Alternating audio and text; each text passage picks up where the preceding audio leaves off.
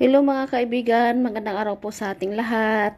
Kung napanood nyo po yung isang video ko tungkol po sa higaan ng aming guest room, ayan na po, nagbibihis na po ako ng beadings po dyan. Nagpapalit po ako dahil 1 week na po yan. So ngayon nagbibihis po ako o nagpapalit po ako ng beadings po dyan.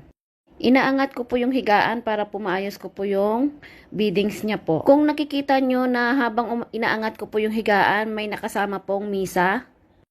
Kung papatayuin nyo po yung higaan, umaangat din po yung misa dahil po nakadikit po siya.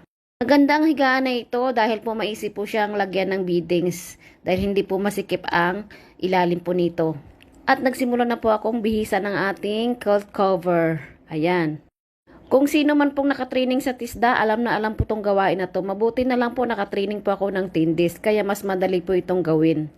Dubai style po ito yung higaan po nila, pero hindi po masyadong maraming beadings. Kung hindi ka nakatraining ng TISDA, ito ang pinakamahirap sa lahat dahil mahihirapan kang ipasok po yung quilt cover sa kanyang cover, o diba? Ang pag-training po sa TISDA ay mahirap po at magastos, pero marami ka pong kaalaman na makukuha doon, lalo na kung ikaw ay gustong magpunta ng ibang bansa.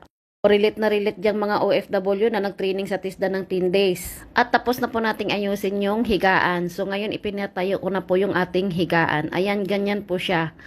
Ayan. Tapos pag gawin